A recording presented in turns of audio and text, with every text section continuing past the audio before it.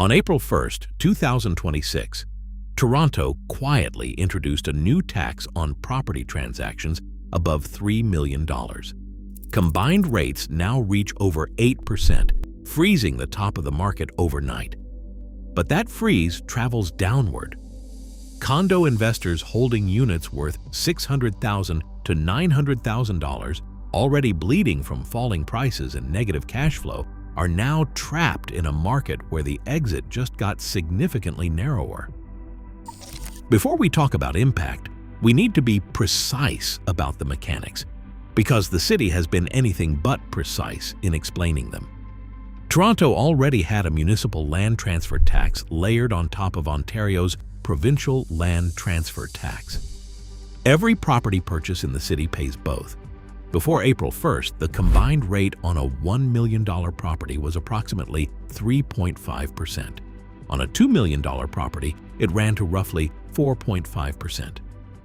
The new brackets that came into effect on April 1st, 2026, are specifically targeted at properties above $3 million. The municipal rate alone on the portion of a purchase price above $3 million now sits at 4.5%. Stack the provincial tax on top, and the combined effective rate on that upper portion exceeds 8.5%. To be concrete, a buyer purchasing a $3.5 million Toronto property on April 2nd, 2026 pays approximately $50,000 more in land transfer tax than the same buyer would have paid on March 31st. Overnight, with no transition period. The city's stated rationale is straightforward. High-value property transactions generate significant economic activity, and the buyers involved have the capacity to contribute more to the municipal infrastructure those transactions depend on. From a pure fiscal policy standpoint, that argument is not unreasonable. From a real estate market standpoint, it is a lit match thrown into a room that was already on fire. Here is what the real estate industry understands about move-up markets that city planners consistently underestimate. The housing market is not a collection of isolated price tiers. It is a chain. Every buyer at one level is also a seller at another. When you freeze the top of the chain, the freeze travels down. A household sitting in a $2.5 million Toronto detached home who is considering stepping up to a $3.5 million property has just had $50,000 added to that transaction cost overnight. Some of those buyers will proceed anyway, many will not. They will stay where they are, defer the decision, or leave the city entirely for markets without a municipal land transfer tax. Mississauga, Markham, Vaughan, where the provincial tax applies, but the municipal layer does not. When those move-up buyers stay put, the $2 million to $2.5 million segment loses the buyers who would have come from below. And when that segment freezes, the $1.5 million segment loses its buyers. And so it travels bracket by bracket all the way down to the condo investor sitting on a $750,000 unit in King West who was already waiting for a buyer that has not appeared. That investor did not buy a luxury property. The new luxury tax bracket does not apply to their unit, but the chain reaction it triggers absolutely does.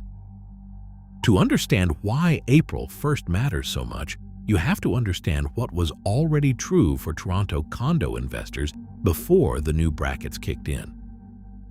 By the end of the first quarter of 2026, the average Toronto condo apartment was sitting at $620,479, according to TREB data. That is down 9% from a year earlier and down roughly 22% from the February 2022 peak of just under $800,000. That is the largest correction in the Greater Toronto Area condo market since the 1990s crash. 77% of Toronto investors with new condo mortgages were already losing money every month by 2023, according to CIBC and Urban Nation Research. The average negative cash flow was $597 per unit per month. That number has grown since, not shrunk, as carrying costs at renewal rates have increased and rents in many corridors have softened. Pre-construction condo sales across the Greater Toronto Area in 2025 dropped 60% from the year before to just 1,599 units, the lowest annual result since 1991, according to Move Smartly, citing Altus data. And the assignment market, the mechanism investors use to exit a pre-construction contract before the building closes, is flooded. Buildings completing in 2025 and 2026 have assignment listings numbering in the dozens per tower. Every one of them is a motivated seller competing against every other motivated seller in the same postal code. The buyer in that situation knows exactly how much leverage they hold. This was the landscape on March 31st. The new tax brackets did not create these problems, but they landed on top of them at the worst possible moment. To understand what is actually happening to Toronto condo investors in 2026, the tax law is only one of three simultaneous pressures. And it may not even be the most damaging one. The first pressure is the mortgage renewal cliff. Investors who bought in 2021 locked in at rates between 1.5% and 2.5%. They are renewing in 2026 into a rate environment that, even after Bank of Canada cuts, sits dramatically higher than what their original payment was calculated on. A $500,000 mortgage at 2% carried a payment of approximately $2,100 a month. At 5%, that same balance costs $2,900 a month. That $800 a month increase lands on a unit that is already cash flow negative before the renewal. The math at renewal does not produce an exit. It produces a decision between absorbing a larger loss each month or selling into a market that is oversupplied with people making the same decision simultaneously. The second pressure is the supply wall. According to CBC News reporting in February 2026, approximately 28,000 condo units were expected to complete across the Greater Toronto Area in 2026. Many of those units were purchased at peak prices in 2021 and 2022. They are closing now in a market worth considerably less than the original contract price. Royal LePage is forecasting condo prices will drop another 6.5% through 2026, bringing the average Greater Toronto Area condo to roughly $615,000 by the fourth quarter. Every completing unit adds to the resale inventory. Every discounted assignment sale reprices the comparable units around it. The supply wall does not care about the tax bracket on a $3 million property. It is happening in the $600,000 to $900,000 range where most condo investors actually operate. The third pressure is the one that arrived on April 1st. The new land transfer tax brackets have not been in effect long enough to produce comprehensive transaction data, but the early market signals are what experienced Toronto realtors expected. Luxury transaction volume has fallen sharply since the announcement. Move-up activity in the $2 million to $3 million segment has slowed, and the dampening effect is beginning to travel downward through the price chain in exactly the way the market structure predicted it would. Three pressures, arriving simultaneously, on investors who were already at the wall before any of them landed. In February 2026, CBC News reported the story of Vitor Almeida, a carpenter and former real estate agent who agreed more than 5 years ago to buy a pre-construction condo in Vaughan for $675,000. He put down roughly $135,000 as a deposit. By the time the building completed and an appraisal came in, the unit was worth $590,000. The bank would only lend against the appraised value, not the original contract price. Almeida could not bridge the gap. He could not close. And the developer's message was direct. They would resell it for less and come after him for the difference. That situation, a deposit forfeited and a lawsuit for the resale shortfall, is what walking away from a pre-construction contract actually looks like in 2026. Courts regularly uphold these cases.